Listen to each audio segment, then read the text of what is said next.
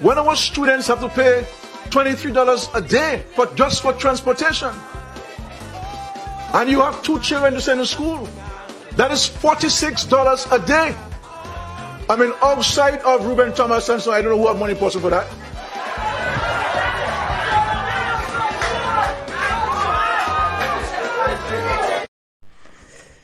Yes, Siri exposing. We're gonna replay it. Because we want to make sure each and every single NEP worker hear that piece again. And I want each and every single NEP worker to listen to it carefully. Digest it. We're gonna replay it again. When our students have to pay $23 a day just for transportation, and you have 2 children to send to school, that is $46 a day. I mean, outside of Ruben Thomas and so I don't know who have money possible for that.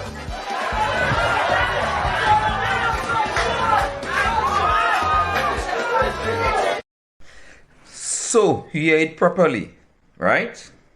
This is the same government who is saying he love you all. He love Dominica, right? No. NEP workers getting $50 presently. $50 per day a work. Only $50. And the government, the prime minister, who's supposed to be putting things in place, set an environment where you can save money after doing your groceries to elevate yourself, giving you $50 a day.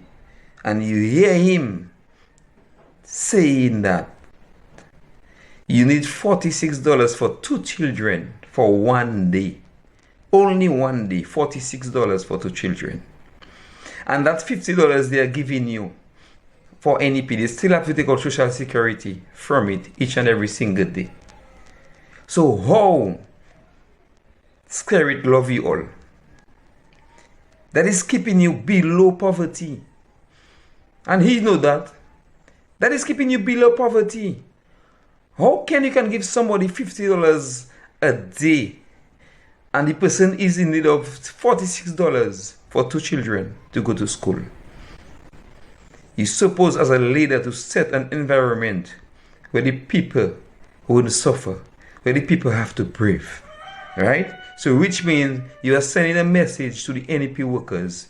You all are going to die in poverty. You all are going to die in poverty. That is what you have created for them. This is what they voted for. To stay in poverty. My NEP people only need to vote out this government. Because you cannot create this environment for you. This is poverty. This is below poverty.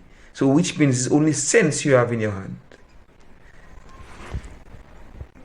I have insurance, ladies and gentlemen. Yes, if my children fall sick, I can fly them out. But what about all of us here, all of you here? How many of us have health insurance? No. I have to shake my head. Because I would really like to see the educated people who would deal without common sense. The educated people who were there without common sense, I would like to see their face. I would like to see their faces. Because you cannot tell me you vote in a government to put things in place for us. And you putting things in place for you. You fixing your business. And I vote you to put things in place for us, for we Dominicans. And you coming at the front of us and tell us you put things in place for you and your family. What about us? And we vote for you? And when you put things in place for us, which means you, everybody, and you're telling us you put things in place for you and your family. If they fall sick, you can fly them over. And we who voted for you, what about us? And so you love them? So it looked like every single person who was there did not have common sense. The educated people who are following you all, they do not have common sense. And the rest, they're looking to see what they get. Oh, how will you help them in something? But at the end of the day, listen to that. Your health is the most important thing, no matter what you have. But you do not put things in place for their health. So even if they die, you do not care. But they voted for you to put things in place for you and your family. This is what Dominicans are doing to themselves and say they put to labor. They're following, they're not listening. Where is your common sense? We follow PhD. Where is your common sense? We follow master's degree. We follow college education. We follow secondary school education. Where is all your common sense? When that man finished give that speech, there should be no one on the playing field. There should be no one on the savannah. Immediate effect. You dare listening to this garbage? You vote for somebody and the person telling you he put things in place for he and his family. What about you? What about your cross? No, man. That is why Dominicans are going backward. Dominica are going backward. Because of the people who are listening to this garbage and are not using their common sense, no matter how high is their level of education, including all those who sitting on at the back of him. Because you all have family out there. Even if you're getting all the salary or making all the money, but you all have family, cousin, nephews out there. That's why I tell you, you all are wicked and evil set of people. Remains, with our best efforts, there are many among us who will not have the means of building the type of home that we really should be building for our families. And I've seen you come here and you have pitched your tents. Some of you have planted hibiscus and this is your boundary. And you're trying to build something for yourself. The little old galvanized here that somebody discarded. A piece of plywood from a construction site. Trying to knock something together. To put something for Lord, I hear things, boy. Lord, help Dominicans who are still in the darkness. May your light shine upon them. A man who did not have anything. A man who used to take bus to go to school and do his work. He gets an opportunity to elevate Dominica. To elevate each and every single Dominicans. 60,000 people in the country. Just a piece of rock in the center of the ocean. 60,000 people.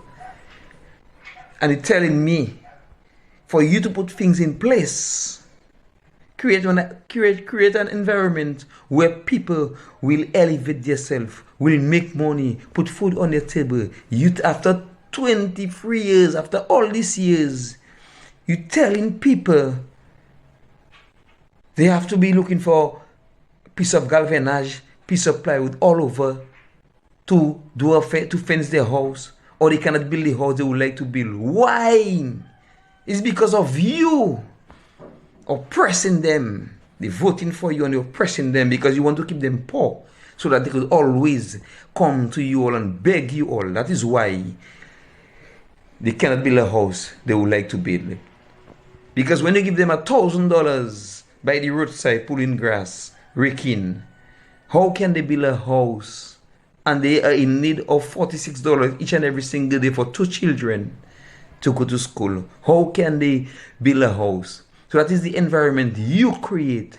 So you are telling the NEP workers directly, there is nothing for them in Dominica. There is no future.